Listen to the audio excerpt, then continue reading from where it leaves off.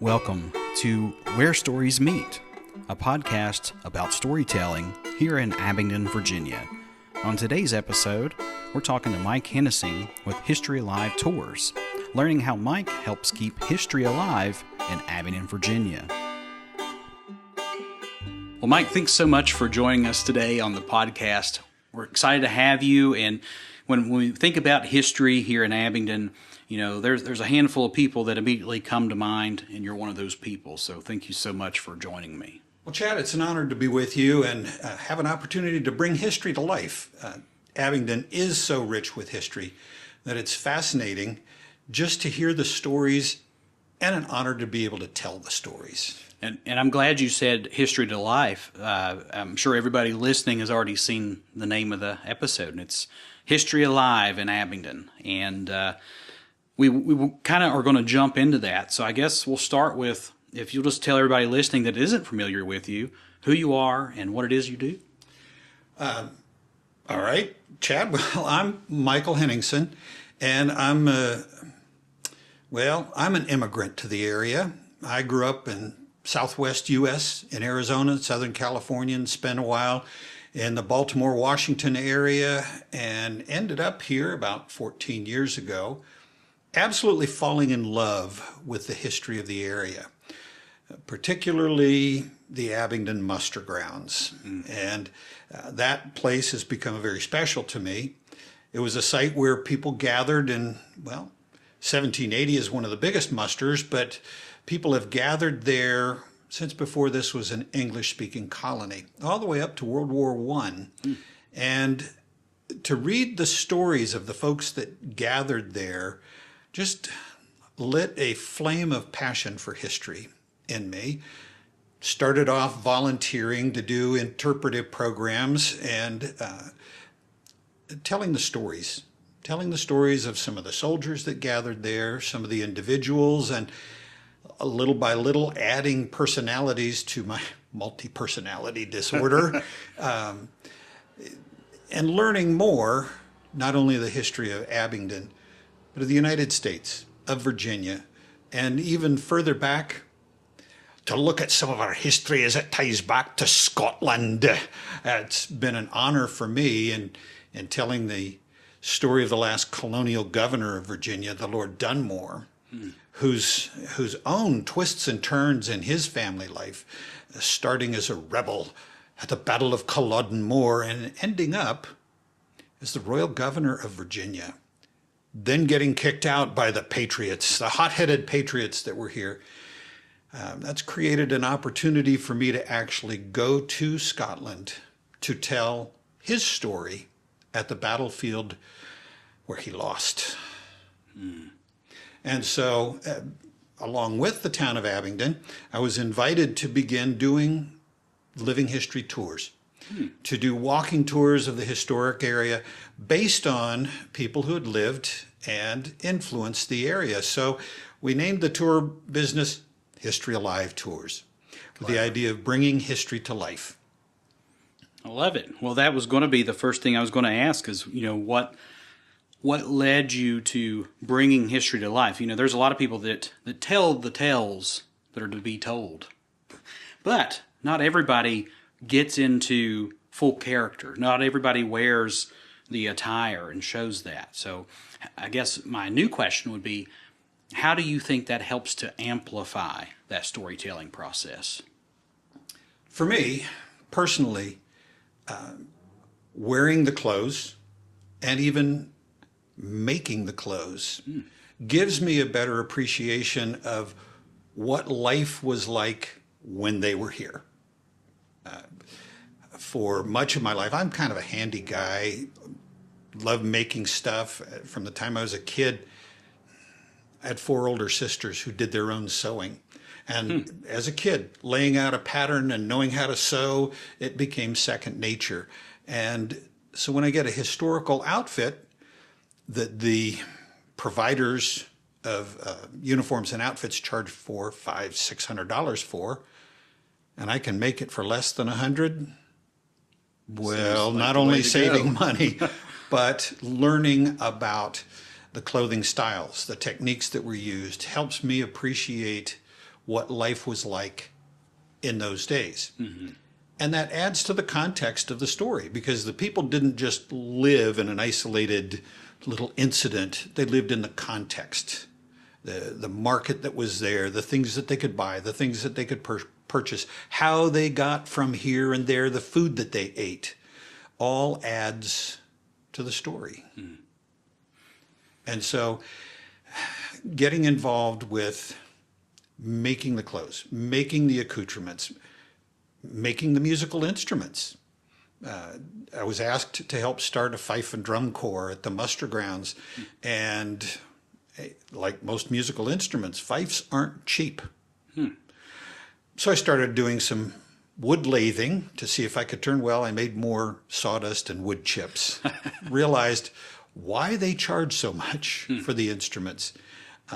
But even having that hands-on experience gave me an appreciation for just how valuable those items would have been back in the day. And to be able to then bring that part into the story. That makes a lot of sense. And, you know, when you talk about that, you wouldn't think of that instrument being that costly, because at least in my mind, or it seems like it would be very simple, especially when you're comparing it to big, large drums or say even the bagpipes. But people don't understand the amount of work and craftsmanship and what people could really do with their hands all those years ago. And I feel like we here in Southwest Virginia in particular have a great group of artisans and craftsmen and tradesfolk that keep a lot of that alive. But, you know, I even think about it as I'm kind of the same way. And instead of just going out and buying something, I'd rather learn how to make it myself or to fix it. Currently, I'm working on some watches. I want to learn what makes a watch tick and get the intricacies of that. It's far more challenging than I thought it would be. And like you said, the artisans and the craftsmen and the folks that we have around here, you can enroll in a guitar making class. And you not only build your own guitar, musical instrument, but you learn how to play it, and you learn the intricacies and why the instrument does what it does. I had somebody come into the muster grounds the other day, very interested in history, and I said, well, what do you do? He says, I'm a luthier. He makes wooden stringed instruments. And he even specialized in that. And so he makes his living by making classical handmade instruments. Wow. And we have folks through the Appalachian district around here that are skilled with doing that sort of thing. So that adds to the culture. Some of the instruments, like a lap dulcimer, very unique to this area. And to learn the history of where it came from and then add the music to it. It adds to the context. And context is key to understanding how people lived. I often think when people do visit at the muster grounds, how today is built on thousands, 10,000 yesterdays, the framework and foundation of yesterdays. And if we don't understand or even appreciate or even recognize that foundation and framework, today is meaningless. And tomorrow, unimaginable. And so exploring all aspects of life adds to the story. So when we're talking about that, that's essentially keeping history alive. And I think the importance of it. So when we're talking about History Alive tours, when you are trying to find that historical figure from Abingdon, how do you choose who you want to portray? How do you build upon their character and their story, and what allows them to make the cut over somebody else? Well, I have to kind of identify with the individual, and so that draws from my own past and my own context. I've played drums in Scottish bagpipe bands and marching bands and drum corps since I was a kid in middle school. And so when I first visited the muster grounds, Leanne Hunter, who was the curator of the visitor center there said, well, we're trying to start a fife and drum corps. Well, I thought, well, I can do that. So then I began to look to see if there was a drummer or fifers and drummers who were affiliated with the Overmountain militia that gathered at the muster grounds. And sure enough, I found there was one of the soldiers from the North Carolina contingent who had began his service in the Continental Army when he was 13 years old. Wow. And learn about his story and begin to identify and research and find documents of his retirement papers and his land grant, and getting to know him to tell his story because, well, I'm a drummer.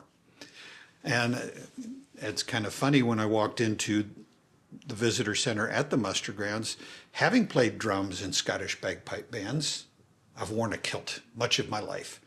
And there on the wall was a painting of the last colonial governor of Virginia, the Lord Dunmore, all in his Highland regalia, his kilt and his short sword, his dirk, and all of his tartan and plaid.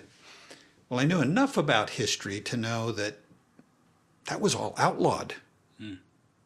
And so it raised a big question. How'd he do that? So the curiosity helped spark more and more research to identify with him. And the more I learn, the more I need to know. And the more I find more interesting stuff. And now I've been telling his story for about 6 or 7 years. And every day I'm finding new aspects about his life to be able to tell his story.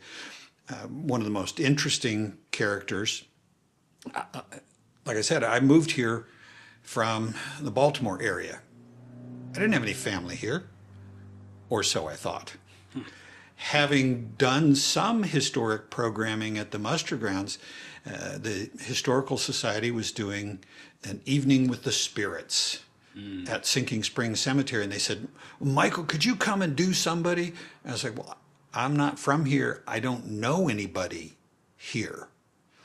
And as they gave me a book, the Who All's Buried in the Sinking Spring Cemetery, I'm leafing through it, and a family name shows up.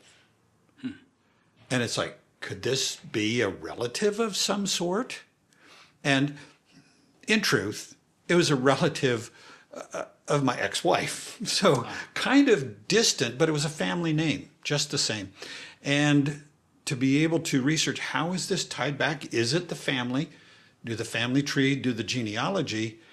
And as it turns out, well, a history professor at ETSU did a book, History of Dance in Southern Appalachia.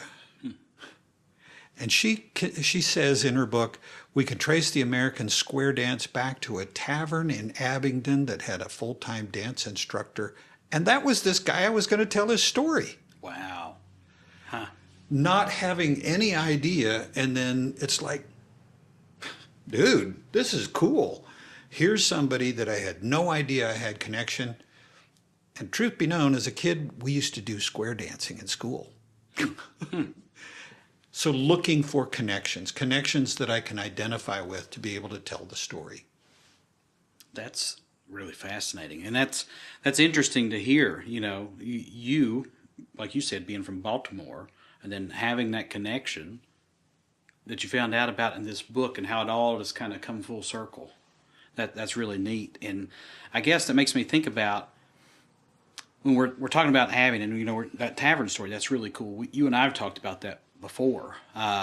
What is your favorite, or not necessarily favorite, what do you enjoy most about Abingdon's history? The thing that really strikes me and always fascinates me is the diversity of the history. It's not one story. It's not like we had a battlefield here and then nothing else much happened. Abingdon's history begins before it was even an English-speaking settlement. That because of the crossroads, the Great Valley Road and the Wilderness Trail, crossing right here at Abingdon, we have evidence of stories that go way back to hunter-gatherers that would have their hunting parties gather here. And so Abingdon has 300 years of stories that are all different and unique. And so each phase of America's history has an expression here in Abingdon. I was telling the story of Charles Cummings, the fighting parson. Well, he came 1771, so he's got a Revolutionary War, colonial, early 1800s story. The churches that he started continue to this day. So their stories have 250 years worth of stories to be told. And I was actually telling his story to a bunch of fifth graders. And as I looked out, it dawned on me that particular congregation has influenced every generation of folks in Abingdon since before we were even a free country. Wow. Generations of stories over time, but the consistent thread of this place, the families, and the stories that build on each other. And so, yeah, Abingdon to me is this tapestry, or as I sometimes think of it, stained glass. The shapes may stay the same, but the colors of the glass change with how the light shines on it. And it's a fascinating place because of the diverse history that we do have here. Stories that you really won't read about in history books. Yeah, that's crazy to think about, that the history of Abingdon goes back that far. I think, we see the historic buildings and some of the sites and locations. We know some of the surface. And I'm talking about we as in people who've lived here our whole lives. But to think back in those terms, that's just mind-boggling to think about. And I guess while we're on that topic, if a time machine was a real thing, and you could go back to any period of Abingdon's history and meet one of these iconic people that you've researched or studied or even portray, which one would it be, and what would you hope that you could learn from them? As I tell the stories, and many of them overlap, and so the people overlap, and if I could get in a time machine, if there are time travel stones somewhere that I could lean against and be transported, it wouldn't be so much for one individual, but, for lack of a better word, the confluence of individuals and how their lives were intertwined, and the circumstances that brought their families together in this spot.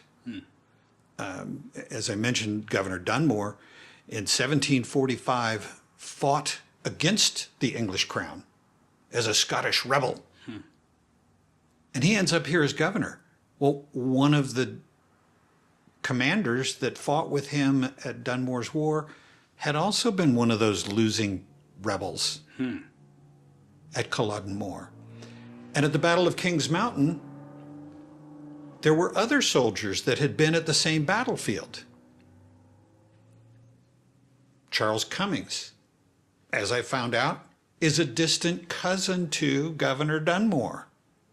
And so seeing how their lives, or their family lives, their stories began decades, centuries earlier, but their lives had been intertwined and still intertwined here in Abingdon. And to meet them and say, hey, gee, what about this? Or what about that? Or, hey, did you know that this was, to go to that time where these lives all re-intersect? That to me would be fascinating, to meet them face to face and hear their side of the story. Because when I tell the story, I'm reading it through my lens. To hear it from them, I often mention to people, the saying is that history is written by the winners. And I would disagree with that. I would say history is written by the people who lived it.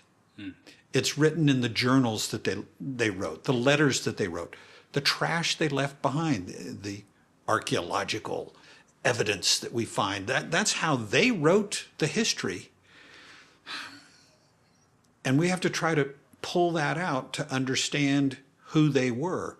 And reading the letters and reading the notes and reading those things to try to piece together what was this person like instead of what does the history book say they were like. And one of the things that I have found a great deal is what the history book says is very different than what the artifacts and the evidence says. Kind of like my own family history. My grandmother used to say that we were somehow French aristocracy. Her grandfather was always dressed to the nines, and I even have his gold-handled walking stick. Well, he owned a tavern in Santa Rosa, California, right on the wharf. It was the first hospitality house for the sailors coming off. Wow.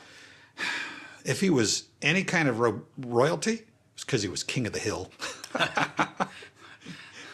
A very, very different story than what I was told as a kid, but finding the artifacts, and lo and behold, in our ancestry, going back, King Louis XIV of France was concerned about the French frontier, that all they were sending was men, explorers and soldiers. And these Frenchmen were marrying Native American women. They weren't establishing French families. They were establishing this new breed of family. Well, in Louis XIV's wisdom, I guess, he invited 900 young women. They would paid their transportation to America, paid a dowry, paid for speed dating, chaperoned speed dating, and they were called the filles du roi, which is French for daughters of the king. They weren't his daughters, they were simply sponsored by him. And sure enough, in our ancestry, we have one of the daughters of the king. Wow. She wasn't royalty. She was a young lady of marriable age who was asked to come to America to start a new family. So hearing the stories and then finding the evidence gives you a different take on what really happened. That's a fascinating story. I didn't know that.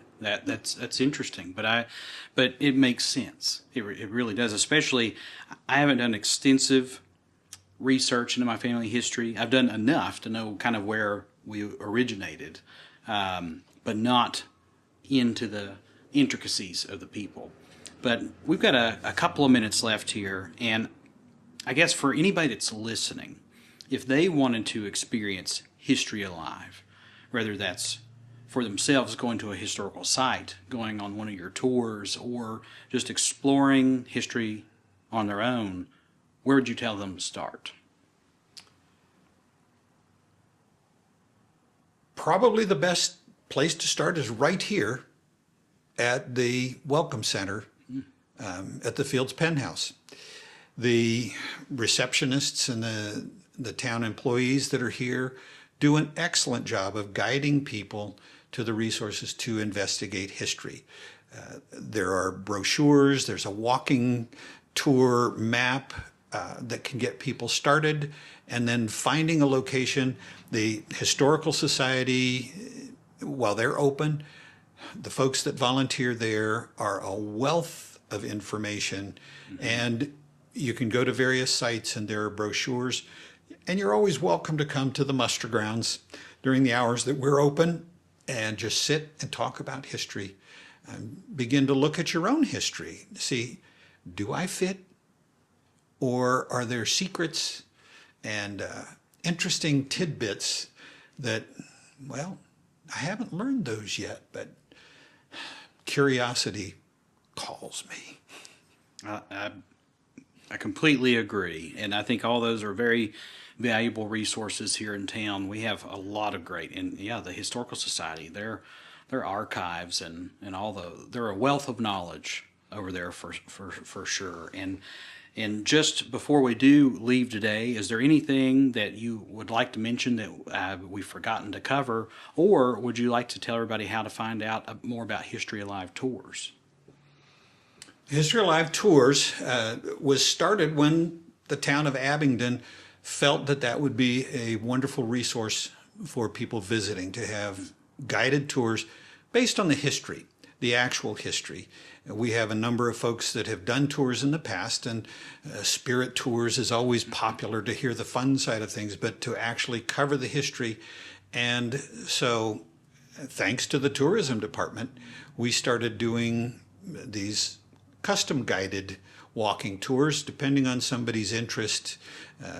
I can do it in full continental uniform if you're interested in military history, or I can do it as a 18th or 19th century tavern owner, or as the fighting parson, and get a different flavor of Abingdon's history. So those are scheduled, and you can call us at 410-978-8701. That's 410-978-8701, or look us up on Facebook, History Alive Tours, and can reach us through Facebook, or stop here at the Visitor Center. They've got rack cards that give more information about the tours we have available. And you heard it first, so be sure to check out Michael and his History Live tours at the muster grounds and all the other resources that are available. You know, Abingdon's history is a wonderful thing, and I think even if you're not somebody that's from here, there's a lot of great things and stories to hear from the Martha Washington, even, you know, newer history, the Barter Theater, and a lot of other things here in town. There's just so many great stories out there, and, you know, special thanks to people like Michael for keeping those stories alive and telling Abingdon's history. So, Mike, thanks so much for joining us today, and I'm sure we'll be talking again soon. Thank you, Chad. It's been a delight to be with you.